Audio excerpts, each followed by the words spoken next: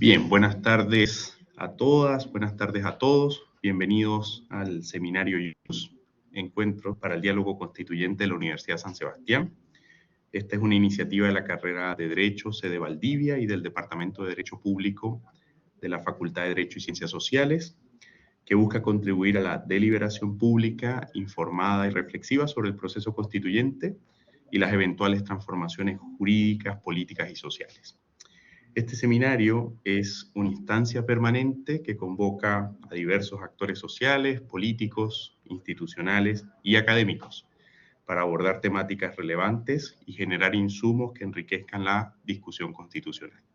Con este propósito, hoy nos acompaña el doctor Alexander Espinosa, académico investigador de la Universidad de las Américas, doctor Juris por la Universidad de Passau, Alemania, y director del Instituto de Estudios Constitucionales. El profesor Espinosa va a desarrollar un tema titulado Principio de separación de poderes, nuevas tendencias. Antes de darle la palabra a nuestro muy distinguido invitado, quiero informar a los asistentes que se encuentra habilitado el chat para formular preguntas y comentarios, los cuales luego serán dirigidos al expositor.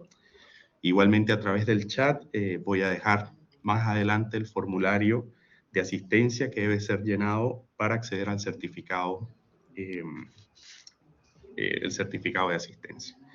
Profesor Alexander tiene la palabra y desde ya muchas gracias por aceptar esta invitación. Bien, muchas gracias a la Universidad San Sebastián y específicamente muchas gracias al profesor Luis Palacios por esta cordial invitación a conversar un poco acerca de la separación de poderes con ocasión de este momento histórico en el que Chile debate y discute acerca de cómo puede ser el diseño de la estructura del Estado. Y si a nosotros nos preguntan cómo dibujaríamos a grandes rasgos el Estado si pudiéramos comenzar desde cero, creo que lo primero que obviamente plantearíamos es, a partir de lo que tenemos hoy en día, cuáles son los grandes problemas que pueden ser planteados en este sentido. Y yo voy a mencionar dos problemas de inicio, de punto de partida, para iniciar la discusión que nos va a dar un paseo histórico, tanto de Europa como de Chile, que nos explique un poco de qué forma hemos llegado a tener la estructura del Estado diseñada con una arquitectura bastante arbitraria, ¿no? Nadie logra, y esa es la crítica de Kelsen, por ejemplo, lograr dar una justificación racional a la tradicional separación de poderes, obviamente que nos remonta a Montesquieu. Es decir, que cómo es que si el Estado y la sociedad ha evolucionado tanto durante los últimos siglos, podemos justificar que nuestra discusión se base en aquella tripartición de poderes, ¿no? Entonces vamos a ser bastante críticos desde ese punto de vista y vamos a proponer algunos problemas centrales de la discusión. Lo que vemos nosotros en pantalla sería un esquema general, un plan, un mapa de lo que sería una estructura desde el punto de vista de un sistema general, del sistema de protección jurídica del individuo en un Estado democrático y de derecho. Es decir que dependiendo de la forma del Estado, pues la estructura, obviamente, de cómo se relacionan los ciudadanos con el Estado, pues es característico de ese sistema. En este sistema que nosotros dibujamos, colocamos a la sociedad que fluye a través de las diversas esferas de la vida social, la vida privada, la vida social, la esfera pública, y arriba dibujamos algunas funciones del Estado. Preferimos hablarle de limitación de funciones, que es pues un concepto mucho más preciso que simplemente hablar de poderes públicos. La Constitución lo que dibuja son diversas estructuras basadas en la repartición, la distribución de funciones a cada órgano del poder público y diversas relaciones entre ellos, entre las que se encuentran relaciones en algunos casos de autonomía e independencia. Nuestra pregunta es, ¿qué ocurre con la función administrativa? La función administrativa que aparece en la actual Constitución de Chile como que forma parte del gobierno y que está bajo la dirección del presidente de la República y los ministros, y que es un concepto eh, basado en un sistema presidencialista que pareciera considerarse o admitirse pacíficamente, tanto que el proyecto último de nueva constitución pues lo mantenía tal cual, ¿no? A la administración pública bajo la esfera del gobierno. Sin embargo, en mi dibujo, en mi mapa, esta función administrativa aparece separada y aparece junta con la función jurisdiccional. Y este forma parte de uno de los grandes problemas del derecho administrativo chileno. La pregunta de si la función jurisdiccional es tan distinta, incluso conceptualmente opuesta a la función administrativa, tanto que la Constitución vigente como incluso el proyecto de reforma al que hablábamos anteriormente mantiene conceptos tales como la exclusividad de la función jurisdiccional y la prohibición en la Constitución vigente al presidente de la República y al Congreso de ejercer funciones jurisdiccionales. En el proyecto de reforma aparecía como dirigida una prohibición a todos los órganos del Estado. Esa sería entonces nuestra gran pregunta. ¿La función administrativa es parte de la función de gobierno? ¿Se justifica racionalmente que la función administrativa sea parte de la función de gobierno? Hay una explicación política, histórica para ello, y nos preguntamos si existe una justificación lógica y razonable.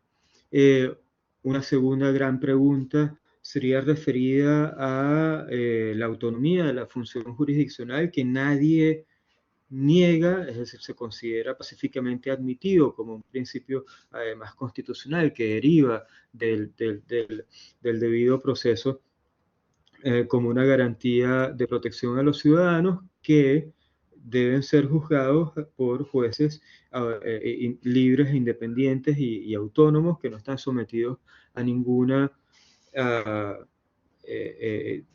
directriz política, ¿no? Pero nuestra pregunta es, ¿qué ocurre con el actual proceso de selección de los jueces? Nosotros tenemos un procedimiento vagamente regulado en su mayor parte a través de normas dictadas por la propia Corte Suprema, a través de autos acordados, a través de resoluciones que diseñan un procedimiento de selección de jueces en parte muy transparente, racional, a través de concursos, pero tiene una parte establecida constitucionalmente en la cual los órganos de gobierno, entre ellos el presidente de la República y el Parlamento, tienen discrecionalidad política a partir de la terna de candidatos preseleccionados por la Corte Suprema. Nuestra pregunta es, si ese conocido principio de legitimación democrática del Estado justifica un cierto ámbito de discrecionalidad política en la selección de los jueces o, por el contrario, no debería ser admitido en absoluto ningún ámbito de discrecionalidad política.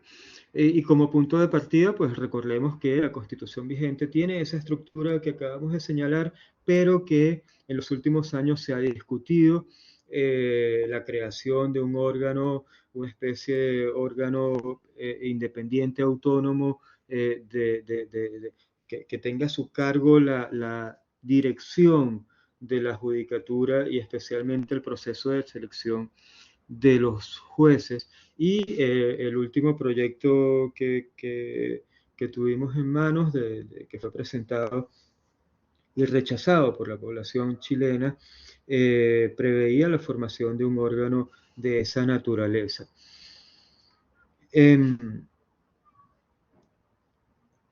De todas formas, siempre quedan preguntas abiertas. Ese pareciera ser el consenso, la necesidad de crear un órgano autónomo distinto de la propia Corte Suprema, pero integrado fundamentalmente por pares, por jueces, en los que se produzca ese procedimiento transparente y objetivo de selección de los jueces. Bien, entonces esas dos grandes preguntas, vamos a colocarlas acá las tenemos. La sujeción de la administración pública al gobierno es conforme a la garantía de independencia e imparcialidad. Y alguien me podría decir, bueno, es que la garantía de independencia e imparcialidad está referida a la independencia y a la imparcialidad de los jueces. Eso no es tan cierto. Eso no es tan cierto. Luego vamos a ver unos problemas que se han planteado en el derecho administrativo nacional chileno, pero también la Corte Interamericana de Derechos Humanos ha dejado claro que esta es una garantía que también debe respetar la administración pública. Entonces nuestra pregunta justamente viene en ese sentido, la garantía de la independencia de la administración pública. Y la otra sería formulada de la siguiente manera: la discrecionalidad política en el nombramiento de los jueces, incluso aunque sea una discrecionalidad política reducida, porque se basa actualmente en una terna preseleccionada por la Corte Suprema de Justicia, es conforme a esa misma garantía de independencia e imparcialidad. Entonces tendríamos que preguntarnos, bueno, ¿cuál es la fundamentación, cuál es la justificación de esa garantía?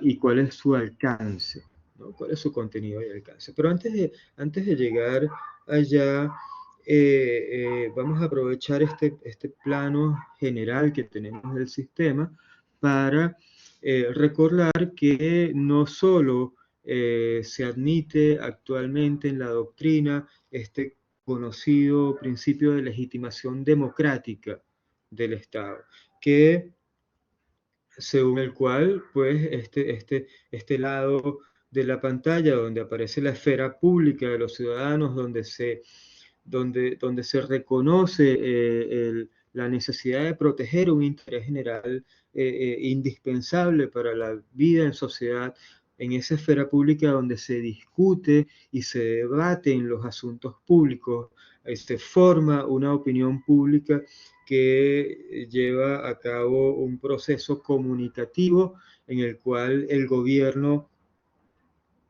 obtiene un input, una información de entrada que le dice al gobierno cuál es el interés de los ciudadanos para que el gobierno tome decisiones respectivas, que luego se transforman en leyes en el Parlamento y que luego son aplicadas por los órganos de ejecución del Estado. Kelsen, que lo habíamos mencionado como punto de partida, pone en cuestionamiento la tripartición de poderes, diciendo, en primer lugar, con excepción de la función legislativa, todas las demás funciones del Estado son de la misma naturaleza, porque son funciones de aplicación de la ley. Pero al lado de ese principio de legitimación democrática del Estado del que estamos hablando, o del otro lado, se plantea en un Estado de Derecho justamente la legitimación del Estado de Derecho. Es decir, que no es suficiente con que el Estado sea democrático, sino que es necesario con que sea un Estado de Derecho, y esto quiere decir que sea un Estado que respete el interés individual, que respete los derechos individuales. Es decir, el individuo aparece en este esquema como centro del sistema, tanto el interés general, que también favorece al individuo, como su interés individual, pero su interés individual específicamente exige, y de allí deriva ese principio de independencia e imparcialidad, que quiere decir que los órganos llamados por Ferrajoli órganos de garantía, que son la administración y los jueces, los órganos que tienen a su cargo funciones a través de las cuales establecen limitaciones, a través de los cuales se afectan intereses individuales, deben encontrarse solo sujetos a la ley. Es un principio de sujeción estricta a la ley, pero también que tiene una vertiente que quiere decir que se encuentran solo sujetos a la ley, y eso expresamente excluye que estos órganos que tienen a su cargo la limitación de derechos individuales se encuentren sujetos a, a intereses distintos de los establecidos en la ley, y entre ellos intereses políticos del gobierno. Y esa es la gran diferencia entre las funciones de gobierno y las funciones de garantías. Vamos a ser más específico el problema que estamos planteando. Vamos a hablar, por ejemplo, de un gran tema dentro del derecho administrativo de los últimos años, y son una serie de decisiones del Tribunal Constitucional en las cuales se ha establecido, se han declarado inconstitucionales algunas leyes que atribuyen, por ejemplo, facultades sancionatorias a la administración pública. Para nosotros, que conocemos otros sistemas de derecho administrativo, otros ordenamientos jurídicos en Latinoamérica y en Europa de derecho administrativo, nos llama poderosamente la atención, y tiene una explicación histórica bastante interesante en Chile, el por qué se considera que la administración pública no puede ejercer facultades sancionatorias, sino que éstas deben estar en manos de un juez. Otras situaciones similares han sido el caso del Tribunal de Defensa de la Libre Competencia y el caso del Servicio Nacional del Consumidor. En estos casos, al igual que señalábamos anteriormente, pues se ha considerado que la delimitación entre las funciones jurisdiccionales y administrativas debe ser una forma de garantía de la libertad individual, y por lo tanto se ha llegado a la conclusión de que debe anularse la ley que establece tales facultades a la administración pública. A veces queda la discusión de si el remedio es adecuado, si no es peor que la enfermedad, porque pensamos que la administración pública tiene un tamaño y una especialización en cada área que trabaja, que en la práctica, en comparación con por ejemplo, los jueces de policía local, pues colocaría en ventaja a la administración pública.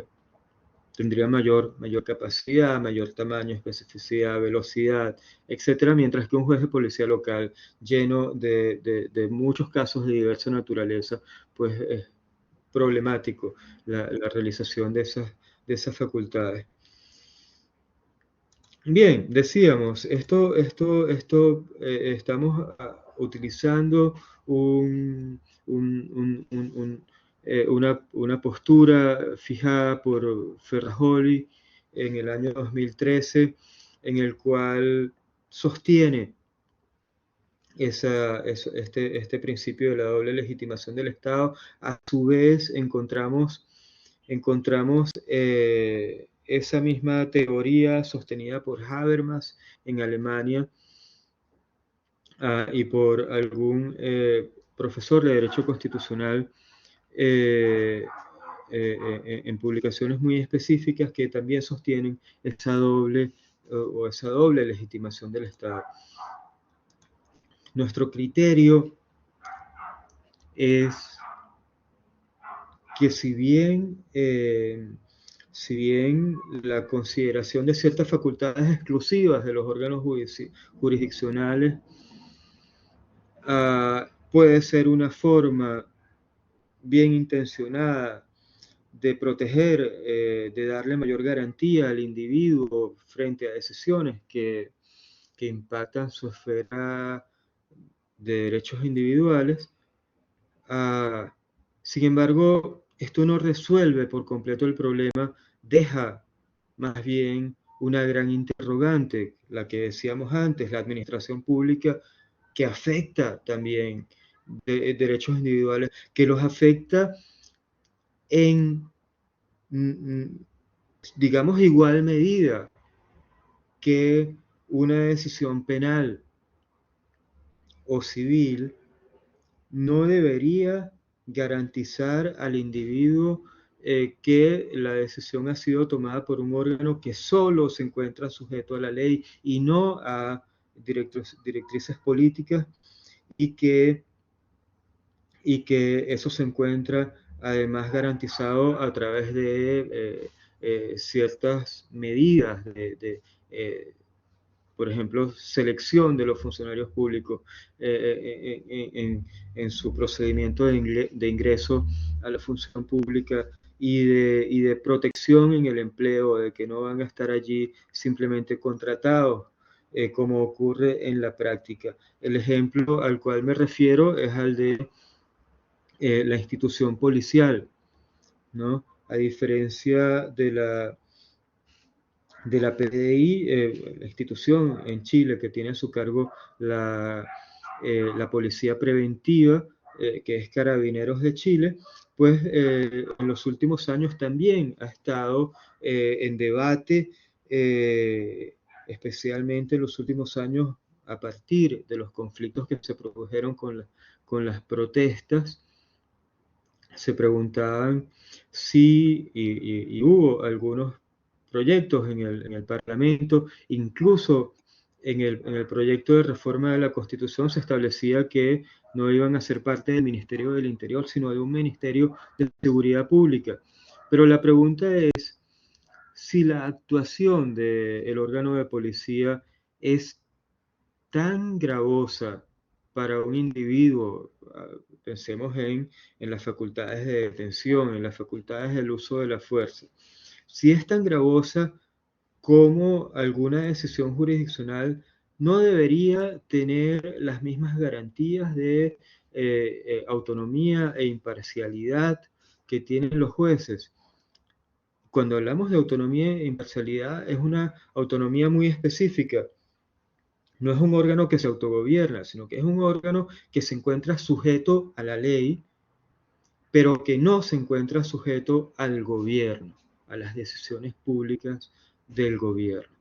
Entonces, pues bien, la institución policial es solamente un ejemplo dentro de las muchas facultades de la administración pública que son tremendamente sensibles para el individuo, y que buscamos una justificación racional para que tenga ese órgano entonces una ubicación en ese sistema jurídico distinta de la que tienen los jueces, y buscamos una justificación para que los ciudadanos tengan una menor garantía de protección que la que tienen frente a los jueces a través de ese principio de independencia e imparcialidad. Pues bien, esto en resumidas cuentas es nuestra postura con respecto al problema. Nosotros hemos estudiado en diversas publicaciones que hemos hecho a partir de la función material atribuida a cada uno de estos órganos, cuál es el elemento que los diferencia, cuál es el elemento que los distingue. Y encontramos que el elemento que distingue la función del gobierno históricamente es el de su discrecionalidad política, ¿no? Que es una discrecionalidad política en defensa de intereses generales que es distinta de aquel concepto de discrecionalidad que nosotros podamos estudiar en derecho administrativo. Esta es una especie de discrecionalidad libre, y es una discrecionalidad libre porque justamente el gobierno debe tener esa flexibilidad para dar respuesta a esos intereses generales. Esto que Zabrevelski llama lo decidible, ¿no? Aquello sobre lo que se vota, aquello sobre lo cual la mayoría de una población en un determinado momento puede tomar decisiones que no son, y por eso queda excluido del concepto los intereses individuales. Es decir, solamente cuando afecta un interés general, y un ejemplo de esto puede ser las relaciones internacionales de un Estado. Esa es la típica función de gobierno en el cual el presidente de la República, el jefe del Estado, tiene total discrecionalidad, por ejemplo, en el reconocimiento de un nuevo Estado, en la ruptura de relaciones diplomáticas, en aquellos tratados internacionales que acercan relaciones políticas o que dejan de tener relaciones políticas con otros Estados. Esos son ejemplos de materias de gobierno. Pero a diferencia de eso, las funciones de garantía, todas, la función administrativa, la función del juez civil y la del juez penal, se caracterizan por la afectación de intereses individuales en casos de intervención, facultades de intervención de los órganos de la administración pública y de los jueces, para proteger en algunos casos intereses individuales, como ocurre con el juez civil, o en otros intereses generales, como ocurre con el juez penal y con la administración pública. Esto nos lleva a que técnicamente, desde el punto de vista material, no existe diferencia entre una función administrativa de intervención en un interés del individuo y una función jurisdiccional penal. En ambos casos, el Estado protege un interés general y limita un interés individual.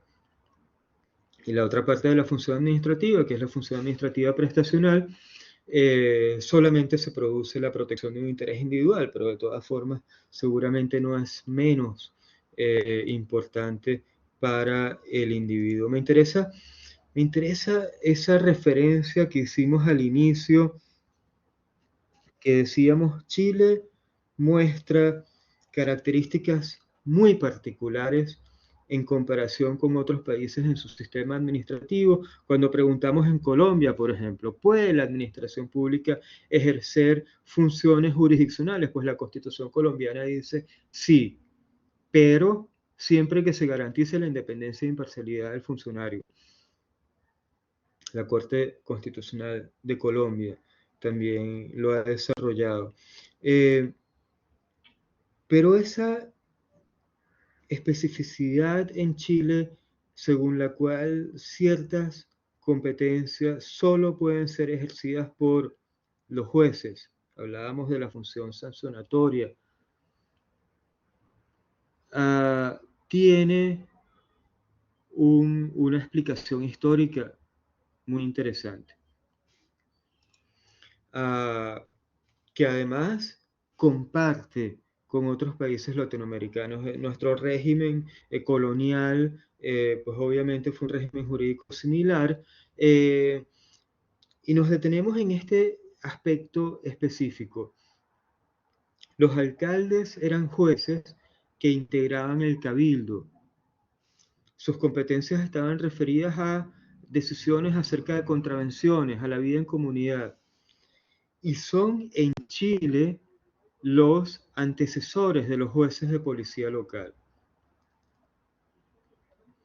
Esto explica por qué hasta nuestros días en Chile se mantiene en un órgano jurisdiccional competencias que en otros países latinoamericanos, como la potestad sancionatoria de la administración, que es un concepto importado de Francia, es reconocida generalmente. Bien, déjenme aprovechar además para mencionar ese proceso histórico, porque ¿qué es lo que ocurre? Al igual que el régimen continental, el sistema continental europeo, nosotros venimos de una monarquía absoluta. En la monarquía absoluta no hay separación de poderes. En la monarquía absoluta, la idea de Montesquieu era una idea descabellada y rechazada por muchos países, incluso hasta entrado el siglo XX. Recordemos aquella teoría que decía que el Estado era como un cuerpo humano formado por órganos, y esos órganos eran inseparables, porque si se separan los órganos del cuerpo, pues no puede funcionar el Estado. Hasta ese punto se consideraba integrado. Sin embargo, siglos de evolución en ese sistema monárquico europeo había llevado, a pesar de que no se reconociera una separación de poderes, sí se reconocía cierta o una importante independencia de los jueces. La independencia de los jueces no es algo que se haya logrado de un día para otro, sino es algo que se fue forjando durante muchísimos años, durante siglos incluso, y que finalmente fue reconocida. En Alemania, diríamos 1817 aproximadamente. Y en ese siglo XIX se forma o se produce lo que nosotros llamaríamos ese proceso de separación. Se separan los jueces, se reconoce la autonomía de los jueces, se separa el parlamento de la figura del monarca. El monarca, sin embargo, esto no es un proceso que ocurra sin oposición al mantenimiento del sistema establecido. Y es que entonces, como reacción a la separación de poderes y esa separación de una unidad en la cual solamente se reconocía la figura del monarca, las figuras de los jueces, una pequeña policía encargada solo de, o casi solamente de ejecutar las decisiones de los jueces, de aprender y llevar a las personas ante los jueces, ¿no?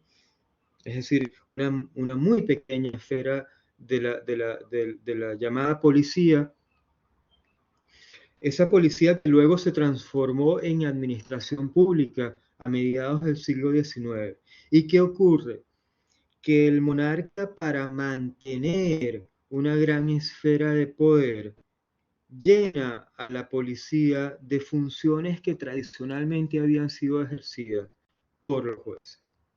Es decir, que lo que se formó luego de la llamada separación de poderes es la administración pública, que no existía antes, y mucho menos en la época en que Montesquieu habla de la separación de poderes, que era impensable en aquella época porque eran funciones ejercidas por los jueces, fueron asumidas por la administración pública. Y se produjo efectivamente la discusión. ¿Qué va a pasar? ¿Qué va a ocurrir con esa administración pública? ¿Qué va a ocurrir con esa nueva estructura que se está formando allí? Y hubo diversas teorías. Como sabemos, lo que ocurrió finalmente fue que esa estructura permaneció atada a lo que se llama el Poder Ejecutivo de Marca, y que en compensación se creó la jurisdicción contenciosa administrativa. Es decir, fue una especie de eh, consenso en el cual hubo que ceder y decir, está bien, el gobierno se queda con la administración pública, pero esa administración pública va a estar luego sometida a la revisión de los jueces. Pero sabemos, sin embargo, que la revisión de los jueces no es una revisión exhaustiva, sino que luego siempre tiene sus grandes limitaciones, ¿no? Me llama la atención, por ejemplo, la postura de Kelsen cuando dice que la separación, la distinción entre la función administrativa y jurisdiccional es arbitraria. Solo puede ser justificada por una teoría impura. Es decir, no una teoría basada en la racionalidad, sino una teoría basada en un proceso histórico político. Es rechazada por la teoría pura del derecho. Dentro de estas fichas tengo una muy especial que les quiero mostrar. Estos son autores de fines del siglo XVII que muestran un poco cómo estaba conformada la separación en aquella época entre la policía y los jueces, que es una separación entre interés general e interés particular, como lo describía Scheidemantel,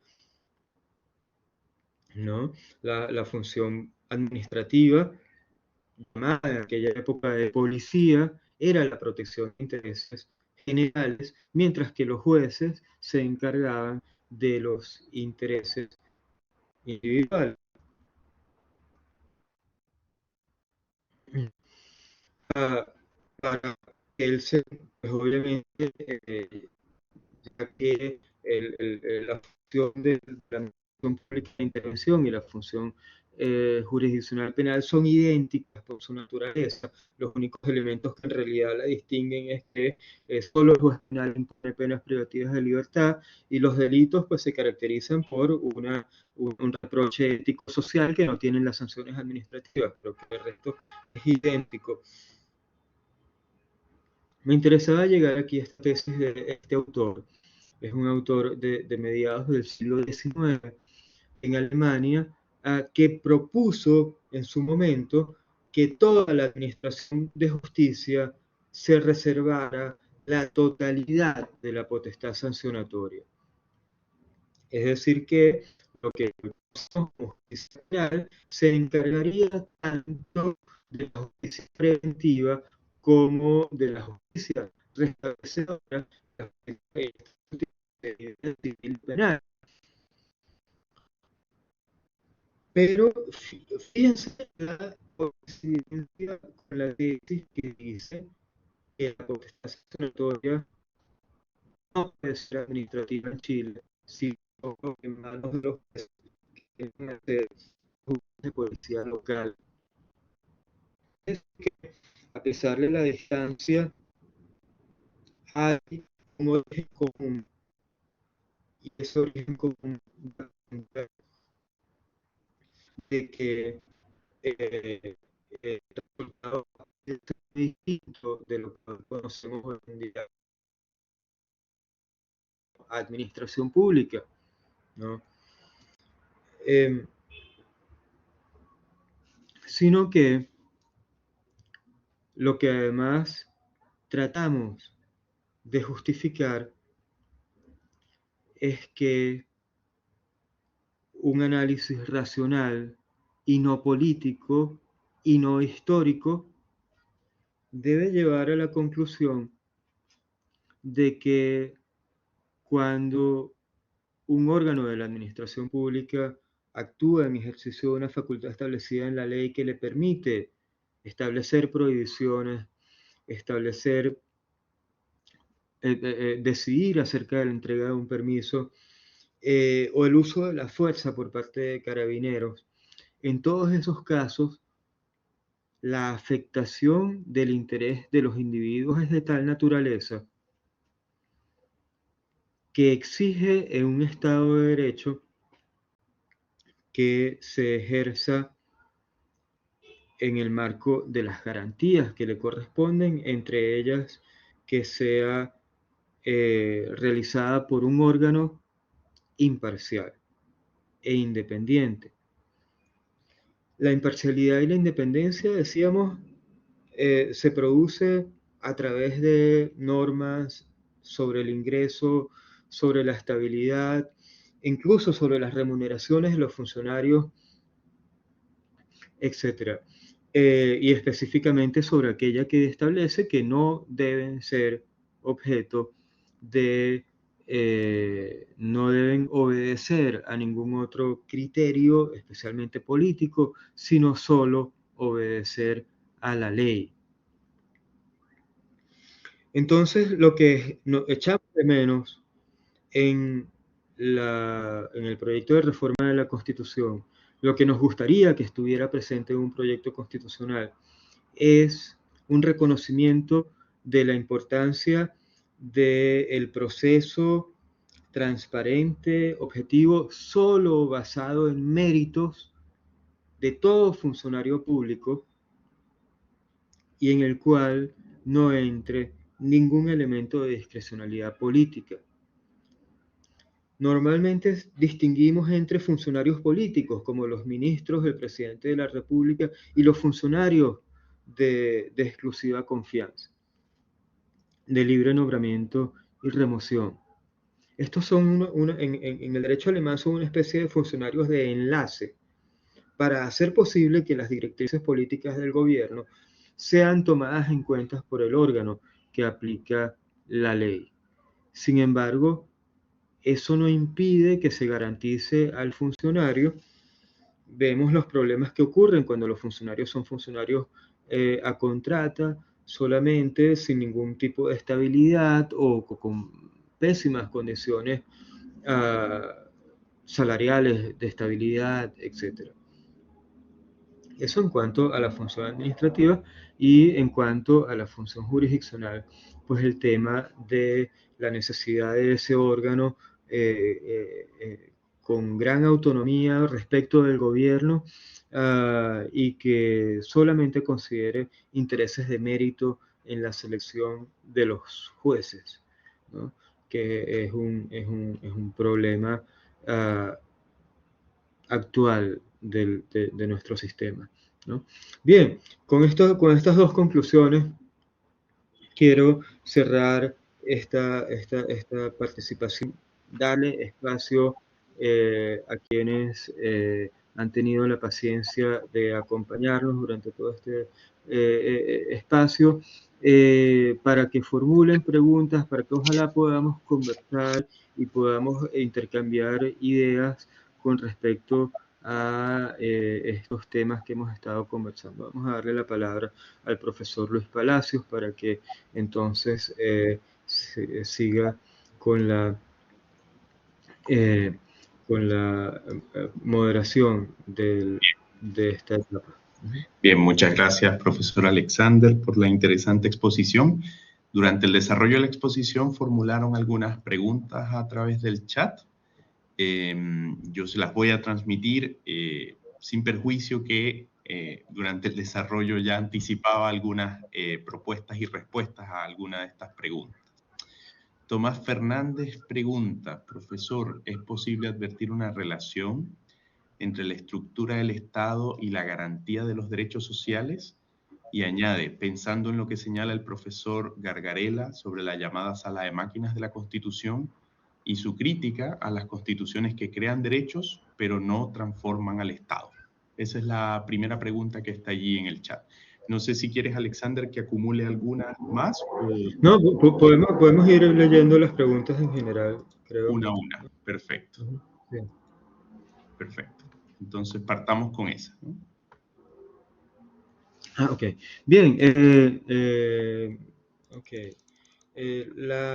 Estamos hablando de la estructura orgánica del Estado, ¿no? El reconocimiento de los derechos sociales obviamente pasa por, eh, por un debate que ojalá una reforma constitucional pudiera terminar de zanjar entre el pensamiento liberal que considera que los derechos solamente son derechos de libertad frente al Estado y quienes consideran que una forma de garantizar la justicia social que es necesaria en una democracia sería el reconocimiento de derechos sociales. Esto en sí es un gran debate, es un gran tema. Vemos que, por ejemplo, la ley fundamental de Alemania no tiene derechos sociales y se señala para ello que es una reacción al problema de la Constitución de Weimar, que establecía derechos que se quedaban solamente en el papel y que por lo tanto perdían seriedad, que solamente dependían de las condiciones económicas fácticas del momento, etcétera, y que se quería una constitución que fuera absolutamente normativa y que se cumpliera estrictamente. Mi postura personal es que esta generalmente es una discusión que se olvida que existe un ordenamiento internacional de derechos humanos, por ejemplo, el Pacto Internacional de Derechos Económicos, Políticos, Sociales y Culturales, que existe también una jurisprudencia interamericana al respecto, es decir, que está generalmente admitido y que la Corte Suprema ha admitido en casos específicos como los de la entrega de medicamentos gratuitas cuando está en peligro la vida del paciente. Ah, esas normas internacionales exigen que el Estado actúe hasta el límite de su disponibilidad económica, es decir, que no se trata simplemente de que no aparece en el presupuesto una partida para eso. Pero sí, obviamente podría ser ojalá, ah, eh, conveniente que la Constitución lo zanjara expresamente. Eh, em, Nuestra experiencia es que no siempre lo que el papel de la Constitución establece es suficiente garantía de que se cumpla.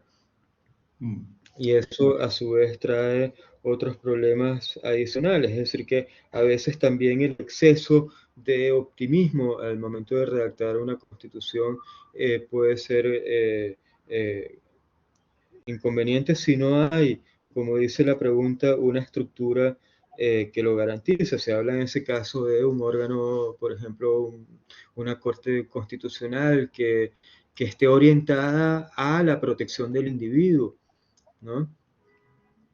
Y que entonces reconozca, como lo hace, por ejemplo, la Corte Constitucional de Colombia, reconozca y desarrolle incluso este tipo de derechos que incluya no solo derechos sociales, que incluya derechos de las nuevas generaciones, de las próximas generaciones, por ejemplo, los derechos ambientales. Eh, en cuanto a nuestra estructura orgánica que nosotros hemos comentado, hemos dicho que la función administrativa, incluso la función prestacional, no debe ser parte o sujeta a la discrecionalidad política del gobierno, sino a una discrecionalidad técnica de un órgano que se encuentre solo sujeto a la ley. Espero que con esto se puede hablar, pero obviamente podemos luego, en alguna otra oportunidad, centrarnos más en el tema de los derechos sociales, que claramente es una discusión en sí misma, ¿no? Así es. Les recuerdo a los participantes que el formulario de asistencia, el acceso al formulario de asistencia se encuentra en el chat, para que luego puedan acceder a su certificado de participación. Profesor, Patricia Gallego plantea, ¿no? Le agradece la exposición y pregunta, en materia de integración del Poder Judicial, la intervención política mediante la conformación y aprobación de listas, ¿cómo puede sustituirse? Y esa es una gran pregunta, difícil pregunta de diseño. Y en otro ámbito, en materia disciplinaria de los jueces, ¿cuáles son las mejores experiencias de regulación de aspectos disciplinarios para evitar afectar la independencia de los jueces?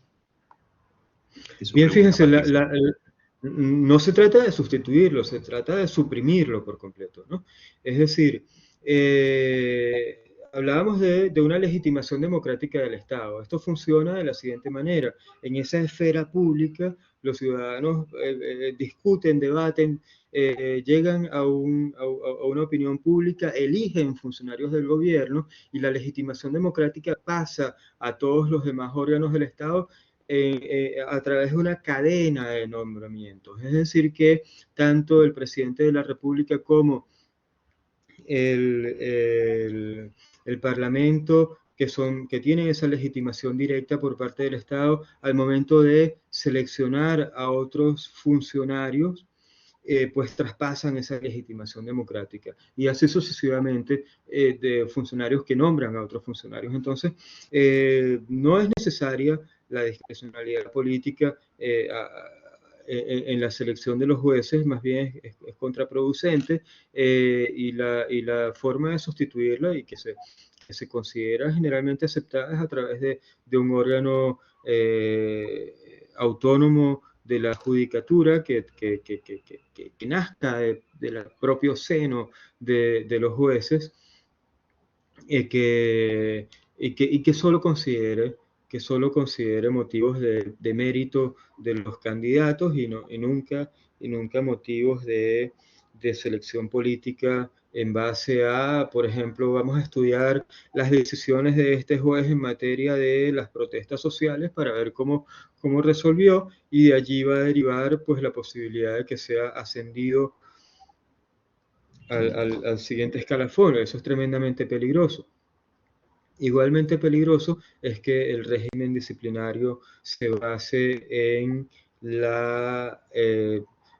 si el juez se sujetó o no a la línea establecida por los tribunales superiores. Justamente la autonomía y la imparcialidad de los jueces supone que los jueces inferiores no estén sometidos a los criterios de los jueces superiores, que mantengan su línea, incluso a sabiendas de que el Tribunal Superior o la Corte Suprema vaya a modificar la sentencia, y esa modificación de sentencia no le traiga al juez ninguna consecuencia negativa, ni en un procedimiento disciplinario, pero tampoco en la puntuación, en su calificación, ¿no? de su actuación. De eso se trata, que el juez solamente responda a su conciencia.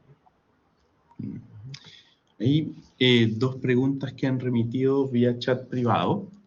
La primera es: ¿la limitación de la facultad sancionatoria en sede administrativa puede producir indefensión de los ciudadanos en determinados ámbitos?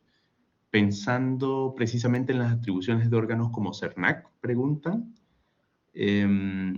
Y la segunda es relativa, bueno, agradecen la participación, y en tu opinión, Alexander, preguntan qué innovaciones o reformas concretas deben incorporarse en la Constitución en materia de delimitación de funciones del Estado. Esas dos preguntas, ¿no? Límites a la potestad sancionatoria de la administración e innovaciones de cara al proceso constituyente que se está viviendo actualmente en materia de delimitación de funciones de Estado. Sí, como les decía, el problema del CERNAC es un problema complejo, ¿no? Es fácil ver que desde el punto de vista del ciudadano, desde el punto de vista de la empresa sancionada, hay una gran diferencia entre un procedimiento administrativo rápido, muy informal, sin necesidad de representación jurídica de abogados, que incluso generalmente se lleva a través de estos procesos informáticos, como ocurre, por ejemplo, con el Consejo para la Transparencia, como ocurre con la inspectoría, con el inspector del trabajo, ¿no? Y obviamente, pues entonces el ciudadano común se siente pues mucho más cercano a un órgano administrativo que a un juez. Pero decíamos es un problema complejo porque el otro lado de la moneda es que quienes sostienen que esto debe estar en manos de los jueces, es porque afirman que la administración pública no ofrece las garantías de imparcialidad como para dejárselo en sus manos la sanción a una empresa. Yo creo que la respuesta no es dejarle el problema en manos a los órganos de policía local que están llenos de competencias y que están desbordados de causas y que no tienen la estructura dinámica que puede tener una administración pública, pero sí, y eso es la condición que pone, por ejemplo, la Corte Constitucional de Colombia para permitir funciones jurisdiccionales en manos de la administración pública, que la administración pública tenga garantías de independencia e imparcialidad, y vemos que los funcionarios del SERNAC que tienen estas competencias son calificados como de exclusiva confianza y que por lo tanto duran en sus funciones 3 años, pueden ser removidos sin ninguna justificación, es decir, que no tienen garantías que, que hagan presumir su independencia. Entonces, creo que hay que trabajar sobre eso. Con respecto a la siguiente pregunta, esa sería mi propuesta, ¿no? No quiero solamente me contento con 2 propuestas muy básicas, y es que el funcionario administrativo tenga garantías de independencia e imparcialidad en su nombramiento, en su proceso de estabilidad, en su toma de decisiones ajustadas solamente a la ley, y que los jueces tampoco encuentren control por parte de intereses políticos en su proceso de selección, ¿no? Bien. En función del tiempo, sirva esa última respuesta también como conclusión. Creo que fue bastante oportuna. Quería agradecerle, profesor Espinosa, su buena disposición y tiempo, igualmente también a quienes se conectaron y escucharon esta interesante exposición, agradecerle su participación. ¿Quisieras hacer, Alexandra, algún comentario de cierre? Bueno, muchas gracias a ti, Luis, muchas gracias a la Universidad de San Sebastián y particularmente a todos quienes estuvieron presentes en esta oportunidad. Me contenta mucho haber podido tener la ocasión de compartir con ustedes este evento, y bueno, estamos a la orden, seguramente nos vamos a ver próximamente.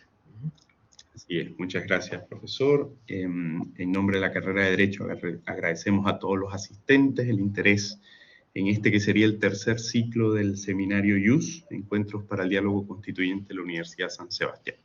Les pido a los asistentes que estén atentos a las redes sociales de la Facultad de Derecho en Valdivia, que es el medio habitual a través del cual difundimos los siguientes seminarios IUS y todas las actividades presenciales y en línea que se llevan a cabo durante el semestre. Muchas gracias a todos y muchas gracias, Alexander, por la buena disposición. Que estén muy bien, que tengan muy buena tarde. Gracias, hasta luego a todos. Saludos.